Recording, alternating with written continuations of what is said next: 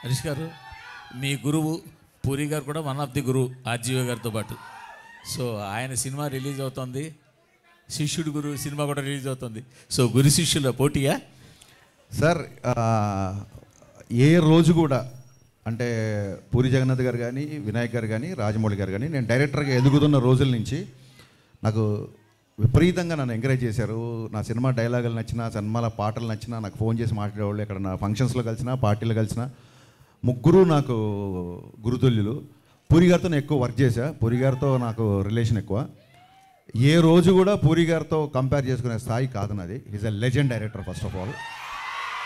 And మాకున్న కొన్ని financial concerns అవ్వచ్చు, లేకపోతే ఓటీటీ యొక్క ఇష్యూస్ని అడ్రస్ చేయడాలు అవ్వచ్చు. సో అనుకోకుండా ఈ డేట్ క్లాష్ అవుతుంది. నో డౌట్ డబుల్ స్మార్టే ఫస్ట్ అనౌన్స్ చేశారు డేట్. మాకు అసలు వచ్చే ఉద్దేశమే లేదు. మమ్మల్ని ఫస్ట్ నుంచి చెవిలో జోరీగలాగా ఆగస్టు 15కి రండి రండి రండి అని చెప్పింది మైత్రి డిస్ట్రిబ్యూటర్స్ అధినేత శశి. ఈ విషయం ప్రెస్కి తెలియాలి. అది చాలా మంచి డేటు, అప్పుడు వస్తే బాగుంటుంది, మీరు రండి రండి అన్నారు. మాకు నిజంగా వీఆర్ నాట్ ప్రిపేర్డ్ యాక్చువల్లీ. మేము కొంచెం రిలాక్స్గానే వద్దాం అనుకున్నాము. కానీ పుష్ప పోస్ట్పోన్ అవ్వచ్చు, మిగతా కండిషన్స్ ఇండస్ట్రీలో అందరికీ తెలుసు. సో తప్పనిసరి పరిస్థితులలో మేము రావాల్సి వస్తుంది. నేను పూరి గారితో చాలా సంవత్సరాల నుంచి నాకు రిలేషన్ ఉంది, సాన్నిధ్యం ఉంది. ఒక్క సినిమా క్లాష్ అయినంత మాత్రాన పూరి గారికి నాకు మాటలు ఉండవనో, మేము బెడమొహం అవుతాం అనుకుంటామని అనుకోను. Because is far far far matured than me. But వాళ్ళు అలా అర్థం చేసుకోలేనట్టుంది, ఎందుకంటే మిమ్మల్ని అన్ఫాలో చేశారు కదా చార్మి గారు. డెఫినెట్గా అండి, వాళ్ళ ప్రొడ్యూసర్లు, ఆవిడ ప్రొడ్యూసర్ సినిమాకి.